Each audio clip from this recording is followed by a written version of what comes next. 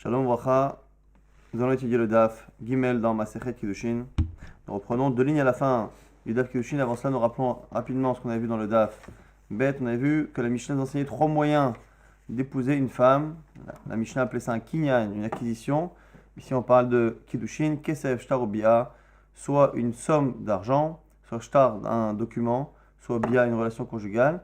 Les trois étant à chaque fois précédés d'une invitation au mariage, Ariat Mekudeshet ou Ikat Shili, soit ma femme par ce mode d'acquisition, un des trois, Kesef, Shtar ou Bia. Au passage, la Gemara nous avait dit que Kesef, on l'apprenait de Kicha Kicha Misde Ephron, du mot Kicha qui est marqué dans le chant de Ephron, et le Kicha qui est marqué aussi, le verbe Lakachat, prendre, qui est marqué dans le mariage. On fait un achat entre les deux. Finalement, que de la même manière que dans le cas de l'achat du chant de Ephron, il y avait de l'argent, pareil pour épouser une femme. Comment une femme est libérée des liens du mariage, soit par le guet, soit par la mort du mari, et une yibama, une femme qui est liée à un ou plusieurs beaux-frères parce qu'elle a perdu son mari sans lui donner d'enfant. Cette yibama-là ne peut être acquise que par le troisième moyen, la bi'a, la relation conjugale, et ne peut être libérée que par la mort des beaux-frères en question, ou la khalitsa ici qui remplace le guet. Et la Gemara avait décortiqué le langage de la Mishnah. Pourquoi on a dit la femme est épousée et pas le mari épouse? Pourquoi on a parlé d'acquisition et non pas de mariage? Pourquoi on a dit le mot shalosh au féminin? Pourquoi le mot derer? Et au final, si on résume très rapidement, on avait dit que la raison pour laquelle on avait dit Aïcha la femme, c'était pour à la fois nous montrer que la femme n'est pas totalement passive, elle est aussi active, il faut son accord, et parce que dans tous les cas, on ne pouvait pas dire à la fin que le mari libère la femme par sa propre mort, ça ne se disait pas dans tous les cas, ça ne pouvait pas se dire. Également, on avait dit pourquoi Nikinet, pourquoi on parlait d'acquisition, c'est parce que c'est le langage qui est le plus approprié à Kesef, qui est le mot d'acquisition qui est écrit dans la Torah, et le Kesef c'est marqué dans la Torah, et le fait que le verbe liknot, acquérir, soit associé à l'argent est aussi marqué dans la Torah ou dans les prophètes, et c'est la raison pour laquelle on a utilisé l'enchaîne de la Torah, alors que dans le second chapitre, on a préféré connoter l'enchaîne de Kiddushin, qui est un langage que les Chachamim ont utilisé pour montrer justement que le mariage interdisait la femme à tous les autres hommes comme du Ekdesh, comme quelque chose qui appartient à Kadosh Baruch Hu.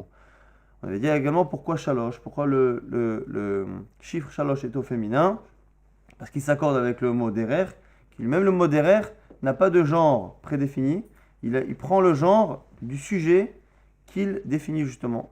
Donc lorsque ici on parle d'une femme, il prendra le genre féminin, et au passage, la Gemara dit pourquoi alors avoir dit Derer? On aurait pu dire Dvarim. Pourquoi Derer? C'est une manière Derer, mais ça veut dire aussi chemin. Deux réponses qui avaient été données. Première réponse, c'était la réponse chez nous, pour dire que finalement, c'était parce que Derer, ça connotait en même temps la relation. Derer, c'est aussi une manière jolie, métaphorique, de parler d'une relation entre un homme et une femme. Et également, comme l'avis de Rabbi Shimon, qui pense que Derer, c'est aussi une habitude. Derer, c'est une habitude. Et ici, c'est pour nous donner pour nous montrer une habitude que, en général, dans le mariage, c'est l'homme qui recherche la femme, puisque la femme est considérée comme une partie de sa neshama qu'il a perdue, et c'est lui qui est incomplet sans cette femme-là, et donc c'est à lui de rechercher ce qui lui manque. C'est la raison pour laquelle les hommes cherchent, et du coup la Gemara va commencer à essayer de vérifier cette logique. Est-ce que finalement dans toutes les Mishnayot où on a enseigné le mot derer, est-ce qu'à chaque fois on peut justifier que soit c'est pour justifier, soit c'est pour parler d'une relation, souvent vous allez voir que non, soit pour parler d'une habitude. La Gemara dit Haditnan, et la Mishnah qui dit Etrog shavel elan beshalosh drachim litne dvarim. La Gemara dit pourquoi là-bas dans le cas de Etrog, donc un Etrog on dit qu'il ressemble à un Ilan, à un arbre, sur 3 points, et sur un point il ne ressemble pas à un Ilan. La Gemara dit pourquoi Mishum de Vainan matne Seifa, à cause de la fin, qui dit qu'au Yarak, Bederech Echad, parce qu'il ressemble au Yerek, aux légumes, d'une manière. La Gemara dit Sefanamin venait d'avoir. Alors pourquoi à la fin on n'a pas dit Drachim? Pourquoi on a pu dire Dvarim? Atama Kamashmalan, l'Arcade et Etrog. Kayarak, parce que pour te montrer que l'habitude, le mode de fonctionnement du etrog est comme un légume. Maïrak darkoli gadal kol ma'im, ou bish'ad lekitato aisoro. De la même manière que le yarak, le légume, a besoin de kol ma'im, de toutes les sources d'irrigation, à la fois naturelles et à la fois humaines. Il a besoin des deux, il ne peut pas se suffire de l'eau que de la pluie, il a besoin que l'on irrigue. Pareil pour le etrog, et du coup la conséquence, c'est que par rapport au maaser, par rapport au prélèvement, on se basera sur Sha'at Lekitato, sur le moment où on le récolte et non pas le moment où il mûrit. Donc on va très rapidement introduire ce sujet-là. On dit que le etrog il ressemble à l'arbre sur 3 dans 3 domaines. Par rapport à quoi? C'est par rapport au dîme de Orla, le fait que les fruits d'un arbre soient interdits pendant les 3 premières années, le fait que la quatrième année, les fruits sont Kodesh Ilulim Lachem, les Tarevaï, il y a une Kedusha, une sainteté particulière pour les fruits de la quatrième année, et le fait que par rapport justement aux 3 premières années et à la quatrième année, on compte en fonction de la Hanata, en fonction de la maturation du fruit. Ces 3 choses-là sont les points communs qu'il y a entre un hétrog. Dans ces 3 domaines, le hétrog est un fruit. C'est un fruit parce que les 3 premières années, il est interdit à la consommation, il est hors là. La quatrième année, il est à réveil. Et le fait que l'on compte en fonction de la Hanata, tout ça, ce sont les choses qui font qu'il est comme un arbre. Mais d'un autre côté, il a un point qui est comme le yarak, comme le légume. C'est quoi? C'est que le maaser ne sera pas en fonction de la maturation, mais en fonction de la lekita, en fonction de le moment de récolte. En fonction du moment de récolte, on va compter les années pour le maaser. Et pourquoi du coup ça marche comme ça? C'est parce que c'est l'habitude, le mode de fonctionnement du hétrog qui ressemble à celui du yarak, du légume, et c'est pour ça qu'on a utilisé le mot drachim. Le mot drachim à la fin par rapport au yarak, c'est pour montrer que la raison pour laquelle sur un plan halachique, il a un point commun avec lui, c'est parce qu'au niveau du fonctionnement, il fonctionne comme lui. Il a le même derrière, le même minhag de pousser, le même minhag, c'est comme ça, de la même manière qu'un a besoin à la fois de l'eau de la pluie et de l'irrigation humaine, artificielle, pareil pour le hétrog. Et c'est la raison pour laquelle les deux, Bisharat Likitato et Soro, c'est au moment de la récolte que l'on va commencer à compter les années pour le maaser. Donc là, on a réussi encore à justifier notre logique de dire pourquoi on dit derech, c'est pour m'apprendre un derech, un minhag, une habitude. Donc on avait dit soit le mode de fonctionnement d'un homme avec une femme, c'est la relation, soit on avait dit dans le cas de Zav, celui qui a un écoulement, c'est parce qu'on a l'habitude de voir que certaines choses comme l'alimentation ou le sport peut provoquer des écoulements. Là, maintenant, la Gemara essaie encore de justifier cette logique. Ve'aditnan, et dans cette Mishnah, Koi, yesh bodrachim, shave le chaya, yesh bodrachim, shave le behema. Le koi c'est un animal qui est comme ça un peu ambigu. Il a des halachot sur lesquels il ressemble à behema, à un animal domestique. Yesh drachim, shave le chaya. Et il y en a d'autres sur lesquels il ressemble à chaya. Yesh bodrachim, shave le behema, yesh bodrachim, shave le chaya ve la behema, yesh bodrachim, sheno shave lo la chaya ve la behema.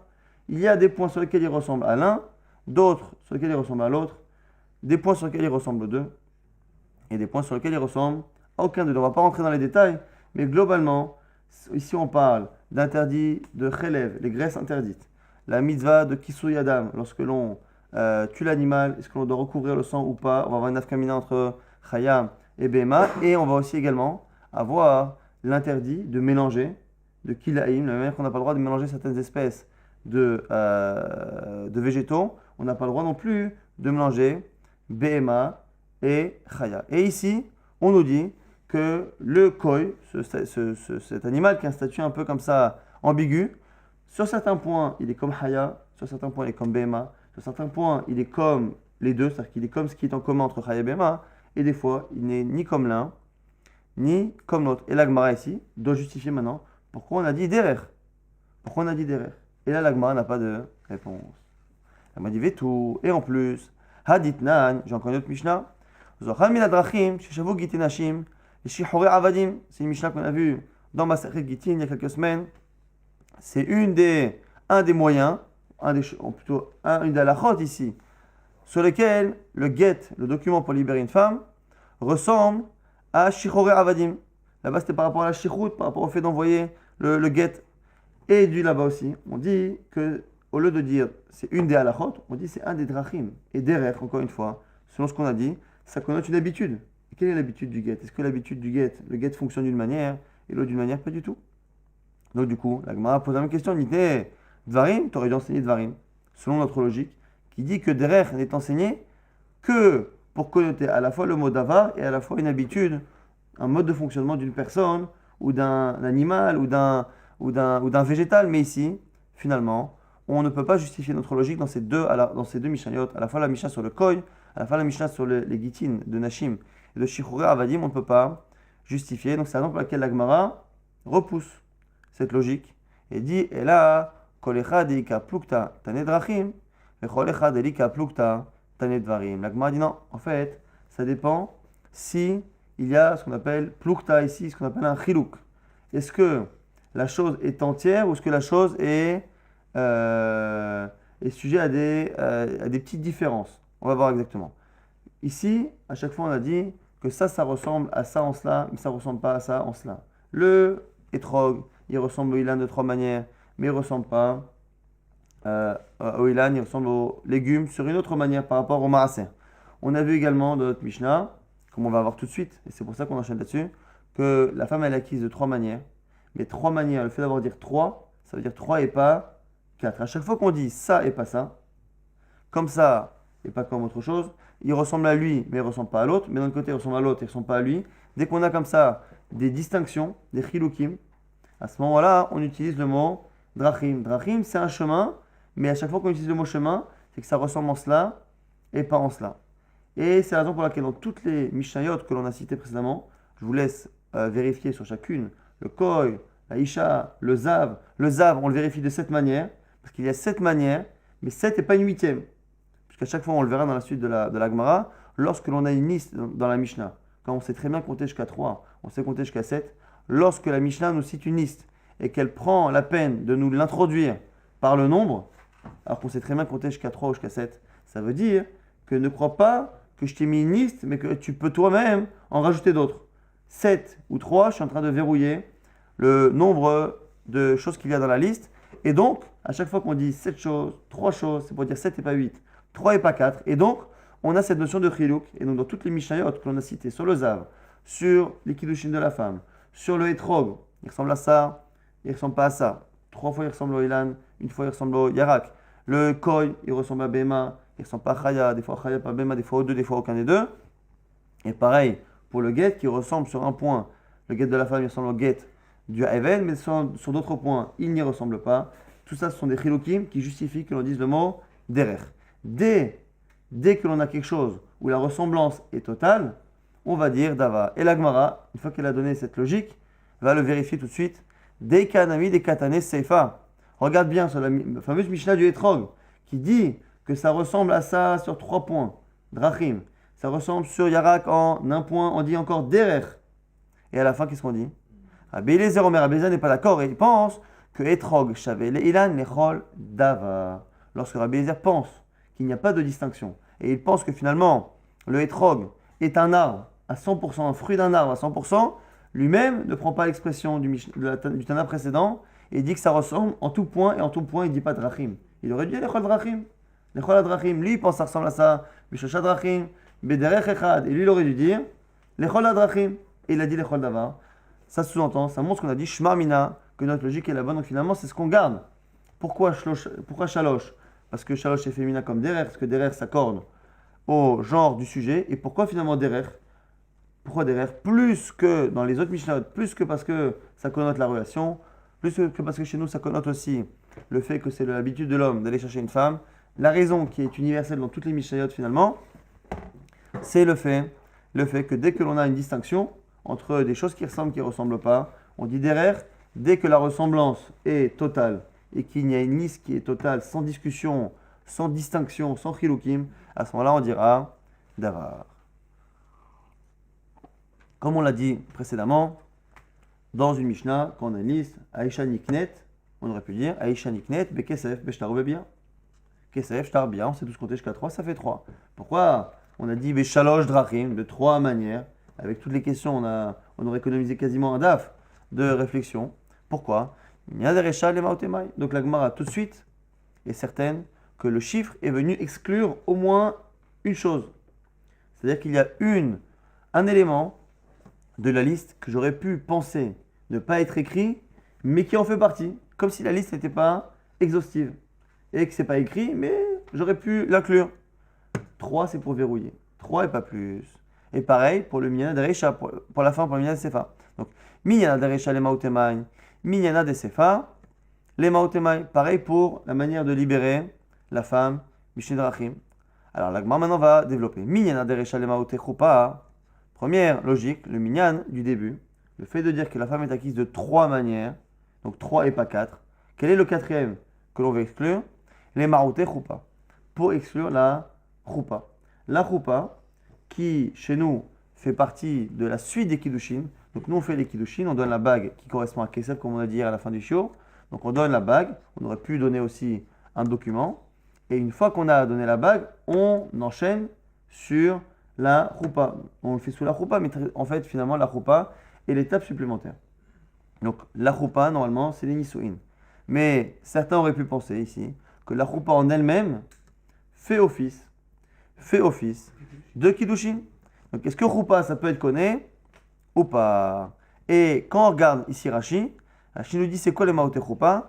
Chez im masrala avi ale choupa. Chez kiddushin, il n'a mekudeshet bekar. Rashi nous dit si un homme, un père, prend sa fille, qui est mineure a priori, et qu'il l'envoie à la choupa, est-ce qu'elle serait mekudeshet ou pas? Intéressant que Rashi ici ne parle qu'un cas d'une mineure. Alors pourquoi il parle d'un cas du mineur? C'est parce que quelle est la avamina que la choupa fonctionne? C'est à cause du pasuk. Il y a marqué et biti natati la ishazé. Lorsque l'on parle là-bas de Motzi Shemra, un homme qui a épousé une femme et qui après lance une mauvaise réputation, une mauvaise rumeur sur sa femme, le père là-bas dit et biti natati la ishazé. J'ai donné ma fille à cet homme. Et là-bas, ça donne l'impression que c'est une choupa. Et on aurait pu apprendre de là-bas que l'on peut finalement marier une femme par la choupa, mais vu que la seule source que l'on a, c'est finalement le cas où c'est le père qui donne, peut-être que c'est un cas où ce serait que le père qui peut donner sa fille en choupa. Et donc finalement, on aurait pu penser que le pasuk veut dire ça, kamash malan que non. C'est pour ça que la Gemara n'a pas besoin de se justifier. Une lecture d'un pasuk, on aurait pu le lire comme ça. Finalement, on ne le lit pas comme ça. Alors la Gemara dit, tu sais, le problème c'est qu'il y en a qui pensent jusqu'au bout que choupa, ça fait partie des modes d'acquisition. Ou le Ravuna Adama choupa konami kalvachomer, mais on le verra d'affaire que Ravuna pense qu'on a un raisonnement a fortiori kalvachomer qui fait finalement qu'on n'a pas besoin de se justifier dans les versets et que du coup, selon Ravuna, la liste de la Mishnah n'est pas complète. Pourquoi? Parce que la Mishnah n'a cité que ce qu'on apprend des versets. Kesef, on l'apprend soit de Kira Kira, soit du verset qu'on va apprendre dans la Hamoud Bet.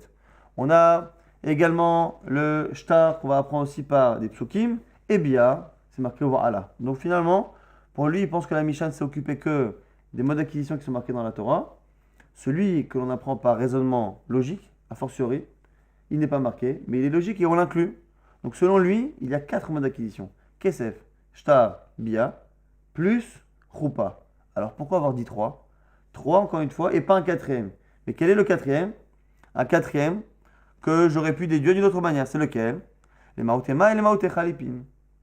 Pour exclure Chalipin. Alors Chalipin, c'est un mode d'acquisition que l'on retrouve dans beaucoup de domaines, dans l'acquisition des champs entre autres, ou lorsqu'on veut justement échanger un engagement, une volonté.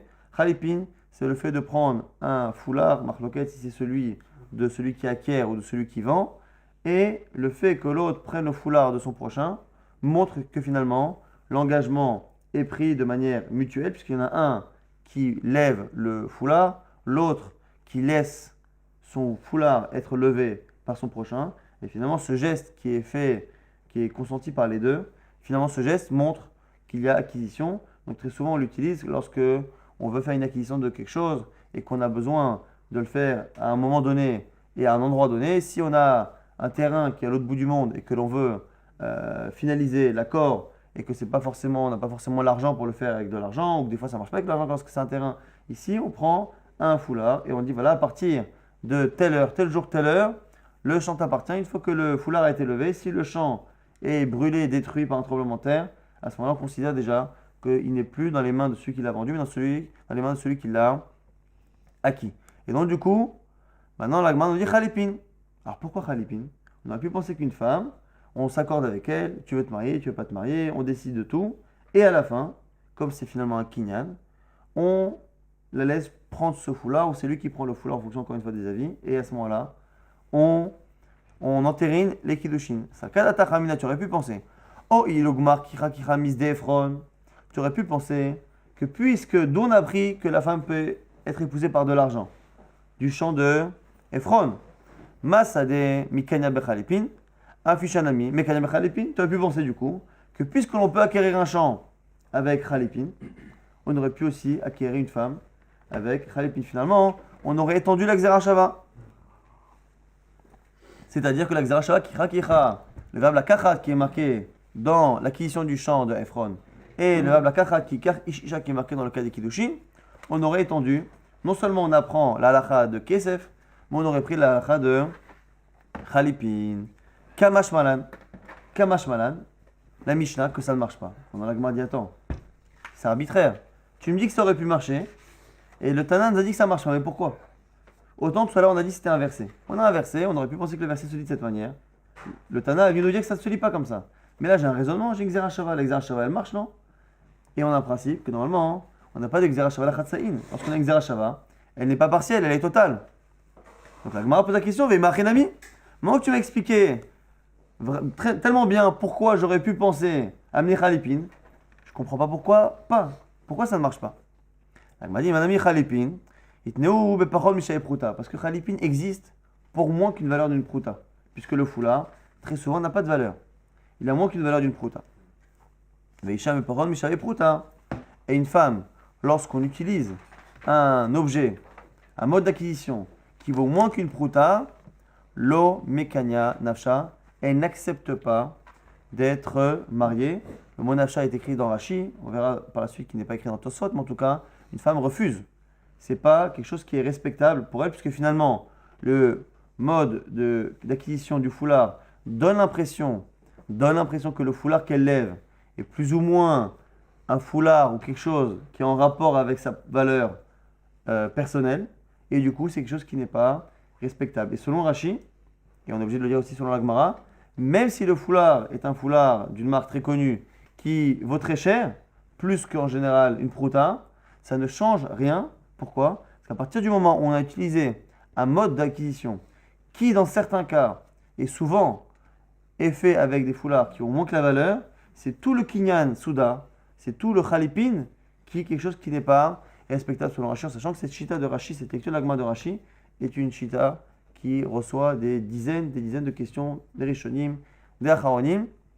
On essaiera de développer rapidement à la fin du DAF. En tout cas, finalement, si on récapitule pourquoi on a dit 3 et pas 4, donc 3 dans la Mishnah, alors qu'on sait très bien qu'il y en a 3, donc c'est 3 et pas 4, quel est le quatrième qu'on va exclure? Selon la vie normale, c'est Choupa. On a pu penser que Choupa, ça marche, Kamashman que ça marche pas. Mais comme certains pensent que Choupa, c'est pas parce qu'on aurait pu le lire dans un verset. Choupa, on l'apprend d'un Kalvachomer, un raisonnement fortiori sur lequel on ne peut rien faire. Donc Choupa, ça marche, il y a 4 modes d'acquisition. Kesef Shtar Bia, Choupa qu'on apprend d'un autre mode d'acquisition. Donc quel est le quatrième qu'on va exclure finalement? Qui est un cinquième selon Ravuna, c'est Khalipin. Et Khalipin, pourquoi? Parce qu'on aurait pu penser que de la même manière qu'on a appris l'argent, le mode d'acquisition argent du champ, on aurait pu penser aussi rajouter Khalipin qui marche aussi dans le champ, Kamash Malin que ça marche pas. Pourquoi alors? Pourquoi? Parce que finalement le kinyan du soudar avec le foulard, en général, et dans certains cas, le foulard a moins qu'une valeur d'une prouta, et la femme trouve ça irrespectueux d'être acquise par quelque chose qui ressemble à un échange de valeurs qui vaut moins qu'une prouta, en sachant que dans un document, par exemple, lorsqu'on émet Kadeshota avec un document, le document fait moins qu'une prouta, c'est un papier qui fait moins qu'une prouta. Mais il n'empêche que dans le cas du document, personne n'a l'impression, et pas elle, que le document est là en contrepartie de la valeur de ce qu'elle donne. Alors que dans le cas du foulard, ça ressemble un peu à une contrepartie. C'est la raison pour laquelle ici, en tout cas, vu selon Rashi, c'est la raison pour laquelle la femme n'accepte pas, dans tous les cas, d'être mariée de cette manière. Donc Khalipin ne fonctionne pas. Maintenant, la question, seconde question de la Gemara qui était Minyana de Sefa, les Maotemai. Le minyan de la fin, on a dit que la femme est acquise de 3 manières et la femme est libérée de 2 manières. Pourquoi avoir dit 2 manières? En disant que la femme, elle est konat atzma, beget, ou mitata baal par le get et par la mort du mari, j'aurais compris qu'il y en a 2, get, mitata baal, je comprends. Donc pourquoi 2 encore une fois? Les marotés pour exclure khalitsa. Khalitsa, c'est le fait d'enlever la chaussure et de cracher devant le beau-frère et d'ainsi faire en sorte que le beau-frère libère la belle-sœur. Dans le cas encore une fois où la femme a perdu son mari sans lui donner d'enfant, elle est liée au beau-frère et le beau-frère d'enlever la chaussure, elle doit cracher devant et dire qu'achaya c'est laïch, achalou yivnel betachib, comme ça on fait à l'homme qui ne veut pas construire la maison de son frère. On aurait pu penser que ce mode-là de libération, sans les termes évidemment, les termes là-bas sont des termes qui sont shachim à la misa de Lévira de Yiboum, mais on aurait pu penser que la khalitsa, la cérémonie elle-même, fonctionne pour libérer une femme. Un homme qui est marié avec une femme, il ne peut pas écrire un get, il n'a pas envie de mourir non plus, donc il fait khalitsa, on enlève la chaussure, on crache et dit voilà ce qu'on fait à l'homme qui ne veut pas rester avec sa femme, qui je ne sais quoi. Tu aurais pu penser que ça marche par un raisonnement logique a fortiori. Mi ibama, de la ibama. Ma ibama shenayus abeget. La ibama déjà, celle qui est donc mariée, qui est veuve, qui perd son mari et qui est liée au beau-frère, si le beau-frère veut la libérer et lui donne un guet, ça ne marche pas. Il lui donne un guet, ça ne marche pas. Elle a sa baguette. Et pourtant, une fois qu'il a fait le guet, on lui dit fais khalitsa. Il fait khalitsa et khalitsa ça marche. Donc qu'est-ce que je pense? Je pense que finalement, la khalitsa, c'est plus fort que le guet. Zosh yotsa beget. Alors, une femme normale qui peut être libérée par un guet, et Nodin, je savais khalitsa, a fortiori qu'elle sera libérée par la khalitsa, parce qu'on a vu que la khalitsa avait l'air d'être plus forte. Kamash malan. L'agma dit, c'est pour ça qu'on t'a dit 2 et pas 3, la khalitsa ne marche pas. L'agma dit, mais attends, tu m'as tellement bien expliqué pourquoi ça marcherait que je ne peux pas accepter finalement une réponse arbitraire. C'est super comme raisonnement. Un raisonnement a fortiori, il faut que tu me le casses. Veimachinami, pourquoi pas alors? Veimachinami, l'agma dit, Amar Kranan, c'est la Torah qui l'a exclu. Sefer Keritout, c'est marqué pour le guet, un homme qui ne veut plus de sa femme, et Katavla Sefer Keritout, il écrira un document, Sefer. Alors on se doute bien que lorsque l'homme ne veut plus de sa femme, il ne va pas lui écrire une lettre d'affection, ou il va lui écrire une lettre forcément de divorce. Donc pourquoi Sefer Keritout? Keritout étant trop, Keritout pour dire Sefer Korta, qu'il n'y a que le guet, qu'un document qui est Korta qui peut les séparer. Donc finalement, l'Agmara a dit que ce raisonnement a fortiori aurait été super si la Torah n'avait pas exclu par une Xerat HaKatuv autre chose que le guet. Il n'y a que le guet Sefer Korta, Velo, Davar, Acher. Donc on a justifié à la fois le minyan du début, à la fois le minyan de la fin. Pourquoi 3 et pas 4? Et pourquoi 2 et pas 3? Encore une fois, 3 et pas 4, quel est celui qu'on va exclure? Selon l'Agmara à la base, c'est Choupa, et selon certains comme Rabouna, c'est Khalipin. Et dans les modes de libération, celui qu'on va exclure, c'est Khalitsa, qui aurait pu marcher par Kal Vachomer, mais qui est exclu de manière claire par la Torah. On reprend maintenant Kesef. Kesef, et maintenant la Gemara va reposer la question qu'on a posée hier dans le DAF. Dans le DAF, à un moment donné, on avait dit, pourquoi on avait dit Niknet? Parce que c'était par rapport à Kesef. Et au passage, on avait ouvert une parenthèse, et Rachid sur place disait, attention, la vraie question de d'où on apprend Kesef, c'est pas ici. On ouvre une petite parenthèse pour te satisfaire ta curiosité du moment, mais la vraie question bien développée sera plus tard, c'est ici. Bekesef menalan, d'où sait-on que l'on peut acquérir, enfin épouser une femme avec de l'argent? Et la Gemara ici, au passage, pose une autre question. Pourquoi? Parce que la réponse à la première question va nous apprendre en même temps une autre halakha.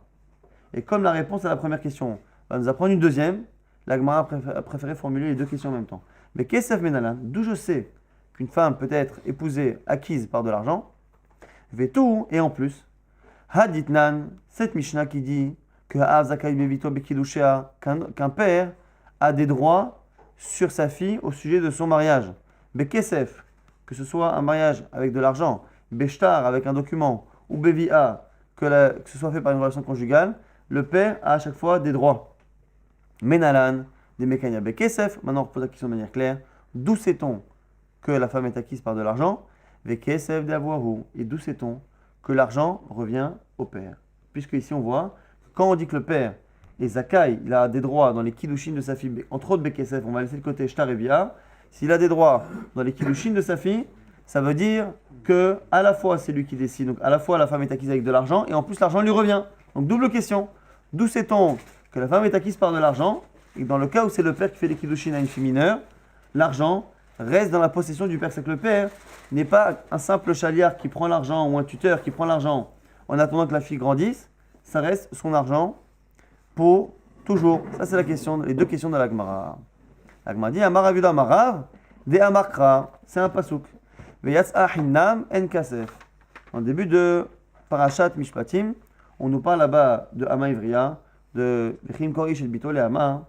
L'autre, c'est que c'est Avadim, un homme qui vend sa fille en servante. On explique comment une jeune fille juive qui travaille chez un juif, comment elle peut être libérée. Et à la fin, on nous dit que si il ne l'épouse pas et s'il ne se passe pas tout ce qu'on a dit précédemment, elle sortira gratuitement sans argent. Ça fait allusion ici à la maturité de la fille. Si la fille arrive à un âge pubère, à ce moment-là, la fille sort. Normalement, c'est 6 ans. Mais si elle a été achetée l'année précédente et qu'elle devient pubère, à ce moment-là, puisque ça devient une jeune fille, une grande fille, elle ne peut plus travailler chez un homme. Et donc, à ce moment-là, elle est libérée. Mais là-bas, le pasouk est redondant.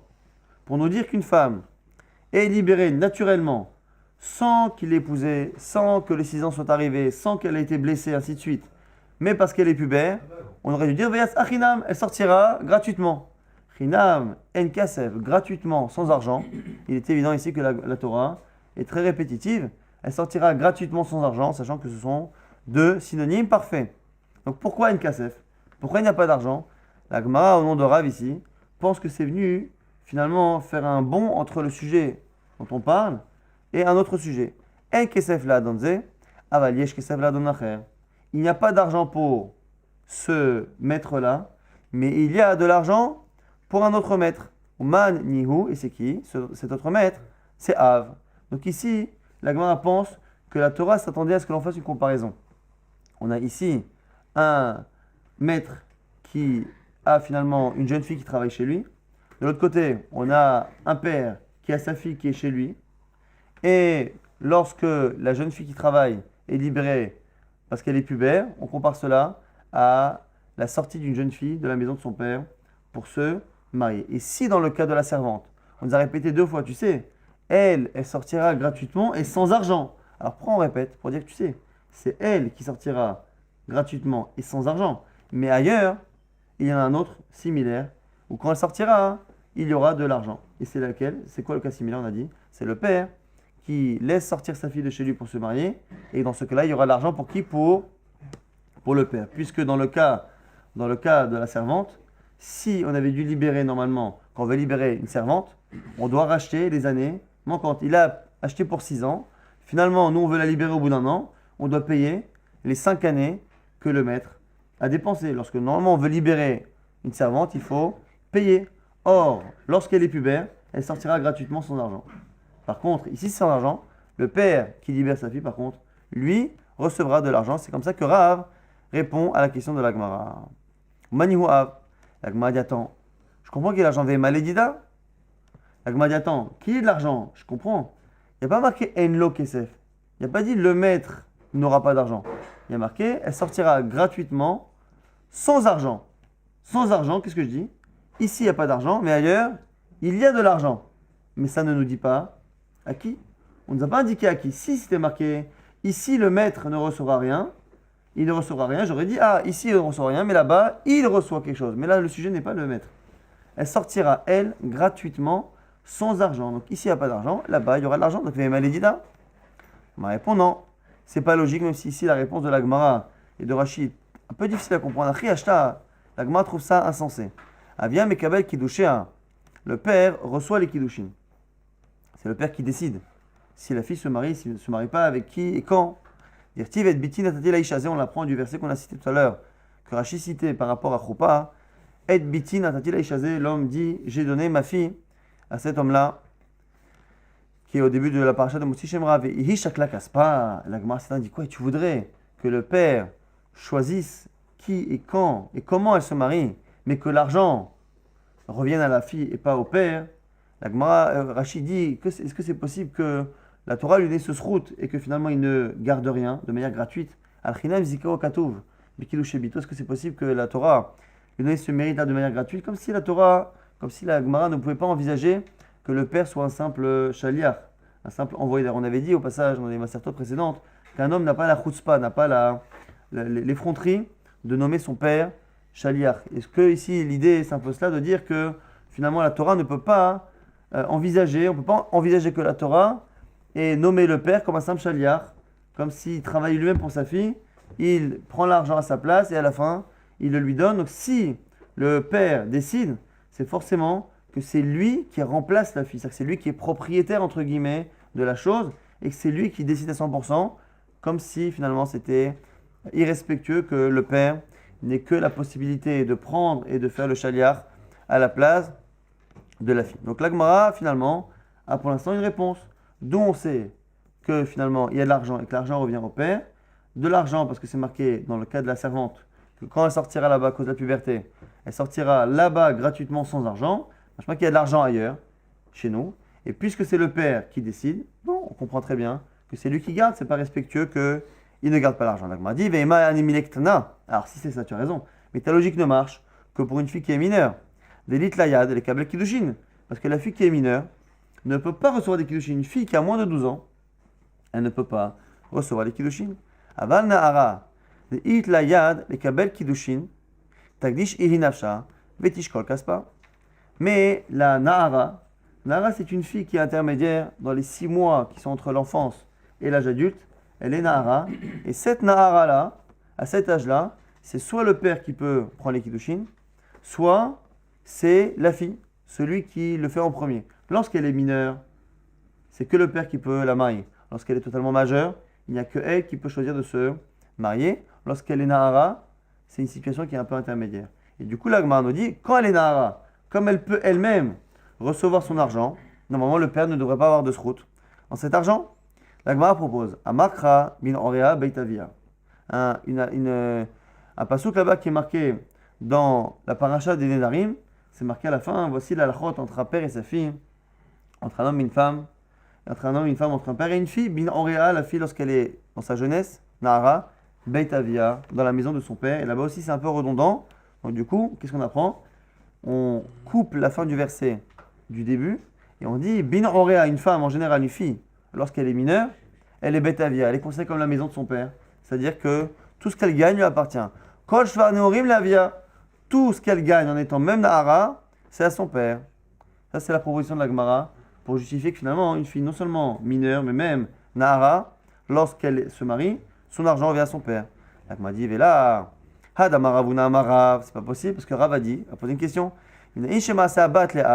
D'où sait-on que lorsqu'une fille travaille, l'argent revient à son père? Chez Neymar, c'est marqué, Kim kor ish et bitoleama, lorsqu'un homme vendra sa fille en tant que servante. Ma'ama masade aleraba, af batnami masade aleraba. Si le père peut vendre sa fille en servante, c'est qu'elle est déjà sa servante, entre guillemets, puisqu'il ne peut pas vendre ce qui ne lui appartient pas. Donc s'il vend le travail de sa fille, c'est que le travail de sa fille lui appartient. C'est de là qu'on a trouvé qu'une jeune fille, lorsqu'elle gagne de l'argent, ça appartient à son père. Le fait qu'on ait eu besoin, pour une fille qui est mineure, de trouver une source dans la paracha qui parle des servantes, ça veut dire que l'explication de la paracha qu'on a dit au-dessus ne tient pas. Pourquoi? Parce que l'explication du dessus, elle fait en sorte qu'on n'a pas besoin de ce nouveau passouk. Pourquoi? Parce qu'on a dit Bino Orea, on a dit, lorsqu'elle est Nahara, lorsqu'elle est même jeune fille, entre 12 et 2 ans et demi, Bino Orea, Betavia, elle appartient à son père. Si ce verset était lu de cette manière, comme tu as dit, on n'aurait pas eu besoin d'apprendre que la servante, comme elle est vendue en tant que servante, ça veut dire que son travail appartient à son père, il n'y a pas besoin. Même quand elle est Nahara, entre 12 ans et 2 ans et demi, Bino Orea, elle est Betavia, t'as dit ça? Si ton passouk était vrai, si ça se lisait de cette manière, Bino Orea Betavia, j'aurais appris à la fois que lorsqu'elle est Nahara, à la fois lorsqu'elle est petite mineure, tout ce qu'elle fait revient à son père. Si on a eu besoin, pour la fille mineure, d'aller chercher le passouk sur la servante, ça veut dire que ta lecture de Bino Orea Betavia n'est pas bonne. Donc la Gemara repousse. La Gemara dit quoi? Donc, selon toi, Tipokle Bino Orea Betavia, et là, Bafarat Nedarim ou Dirtiv, Achanami, Bafarat Nedarim ou Dirtiv. Donc tu es obligé finalement de laisser la fin du verset dans son contexte. Là-bas, ça parlait de Nedarim. Voici les Nedarim, le fonctionnement des Nedarim pour un homme et sa femme, pour un père et une fille, Bin Orea Beitavia, lorsqu'elle est Nahara, Beitavia, laisse le pasouk dans son domaine. Ça parlait de Nedarim pour les Nedarim, effectivement, la jeune fille dans le domaine de son père. La Gemara dit Vechitema Nilafmina. Tu as raison, le verset ne parle que de Nedarim. Mais nous, parfois, on peut très bien imaginer que même si le pasouk ne sort pas de son contexte, le fonctionnement qu'il y a de cette halakha, on le transpose ailleurs. Pourquoi on n'apprendrait pas de là-bas? La Gemara explique pourquoi. Parce que ce sont des domaines qui sont hermétiques les uns aux autres. Mamona misura lo yalfinan. Tout ce qui est argent et tout ce qui est isurim sont des domaines, on a dit, hermétiques. Ici, on parle de mammon, d'argent. L'argent que la fille reçoit des kiddushin, c'est mammon. C'est un problème financier. Isura, les nedarim, c'est des interdits. Le fait qu'une jeune fille d'un âge X, mineure, nahara, soit sous la domination de son père par rapport aux isurim, par rapport aux interdits de nedarim, ne peut pas m'apprendre la domination du père sur la fille au sujet financier. Mamona misura le yalfinan.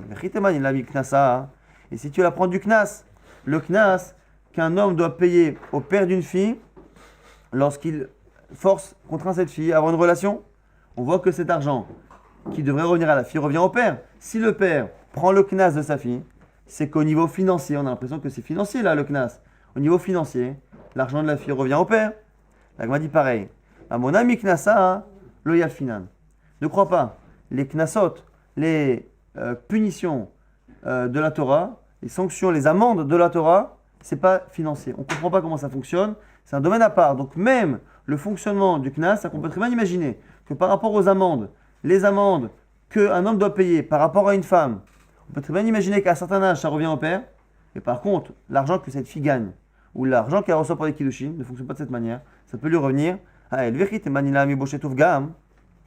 Il m'a dit, si tu vas prendre de Bochet Ouvgam, et Bochet Ouvgam, c'est la honte et le dommage qui est causé à une femme lorsque justement cette jeune femme qui était Betula a été contrainte d'avoir une relation avec un homme. Ce Bochet Ouvgam aussi qui revient au père.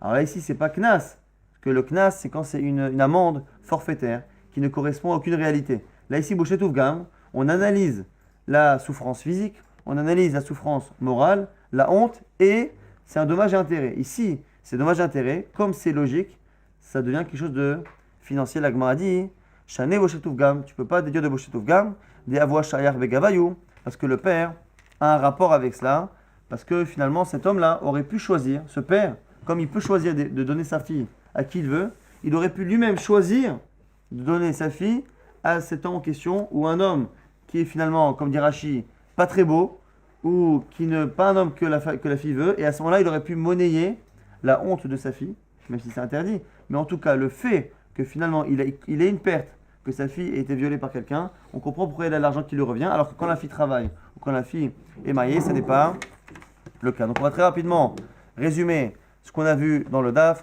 On a vu que finalement, la raison pour laquelle on dit des fois Drachim et des fois Dvarim, c'était pas à cause de Derer, parce que c'était la relation, pas forcément à cause de Derer, parce que c'est une habitude, mais parce que lorsqu'on a des distinctions, ça ressemble à ça et pas en ça, ça marche de cette manière, mais pas d'une autre, comme chez nous, 3 et pas 4, à ce moment on dit Derer. Par contre, le Etrog, selon Rabbi Eliezer qui marche comme un ilan dans tous les domaines, comme un arbre, on dit l'Echol d'Avar. On avait dit pourquoi avoir précisé 3 et pas 4, 2 et pas 3 pour les modes de libération, 3 et pas 4, soit pour exclure Choupa, soit pour exclure Khalipin, selon Rabouna qui pense que Choupa, cela fonctionne. Et on a vu la minyan de la fin pour exclure Khalissa. Et à la fin, on était resté sur une étude incomplète d'où on apprend que le Kesef existe dans les Kiddushin et que le Kesef appartient au père lorsque la fille est mineure et lorsque la fille est Nara. Très rapidement, 2-3 petits points. La Choupa, on a parlé de la Choupa. La Choupa, c'est Marloket Rishonim dans le début de Maseret Ketubot. Est-ce que la Choupa, c'est le talit que l'on dresse au-dessus des Khatanim, ou est-ce que la Choupa, c'est le fait de s'isoler? Et c'est la raison pour laquelle on a des minagim différents chez les Ashkenazim et chez les Sfaradim. Ici, on retrouvera dans la Gemara de Choupa qu'on étudiera dans 2-3 jours. On verra encore une fois ces deux avis qui existent. On a vu aussi le koi. Le koi, c'est cet animal. On ne savait pas s'il était Bema ou Chaya, animal sauvage ou animal domestique. Et il faut savoir que dans les Tanaïm, c'est une marloquette. Dans la Mishnah, est-ce que ce koi, c'est un mélange entre une Bema ou une chaya, c'est un mélange entre deux choses, et on ne sait pas si finalement l'enfant prend le statut, l'animal prend le statut du père ou de la mère, ou est-ce que c'est un autre type d'animal que les Chachamim n'ont pas su classer. On ne sait pas si, enfin finalement c'est un troisième type. Il y a Bema, il y a l'animal domestique, l'animal sauvage, et un troisième type. Et Tosfot veulent prouver que de chez nous, que c'est comme ceux qui pensent que c'est un troisième type. Pourquoi? Parce qu'on a dit à la fin que sur certains points, il ressemble ni à l'un ni à l'autre. Ça veut dire quoi? C'est qu'on peut l'accoupler à la fois avec un animal sauvage, et à la fois l'accoupler avec un animal qui est Bema. Or, si c'était un mélange et qu'on ne savait pas de quel type il était, on aurait pu, dans le doute, l'accoupler ni avec l'un, ni avec l'autre. Au passage, on va aussi rappeler qu'on a dit que pourquoi Khalipin ça ne marchait pas, parce que la femme ne veut pas Khalipin, parce que quand le Khalipin est utilisé parfois avec moins d'une prouta, c'est pas respectueux. Donc finalement, même si le foulard vaut des millions, la femme ne veut pas parce que c'est pas respectueux. Beaucoup de commentaires ne sont pas d'accord, à commencer par Tosfot, et pensent qu'ici, ce n'est pas une question de volonté, parce que si la femme veut, ça devrait fonctionner. Eux pensent que Khalipin, on aurait pu penser que ça marche, parce que Khalipin fait partie du Kesef, de l'argent, et que finalement on l'aurait introduit, non pas comme un quatrième Kinyan, mais comme une sous-partie du premier Kinyan qui est Kesef, et que finalement le fait que Khalipin existe pour moins d'une prouta, ça prouve que ça n'est pas un mode d'acquisition d'argent, puisque l'argent ne commence qu'à partir de 1 centime, une prouta, jusqu'à une somme qui est infinie. Mais du coup, ici, selon Tosfot, on enlève nafsha, c'est pas la volonté de la femme qui change quelque chose, la volonté lorsque ça vaut moins d'une prouta, c'est l'existence de Khalipin pour moins d'une prouta qui prouve qu'on n'est pas dans du Kesef, en sachant que dans les Shonif, dans la Halacha, le fait d'expliquer comment Rashi ou Tosfot va avoir une nafkamina, est-ce que Khalipin, c'est un autre mode d'acquisition ou est-ce que Khalipin, c'est une sous-partie du mode d'acquisition de Kesef, de l'argent?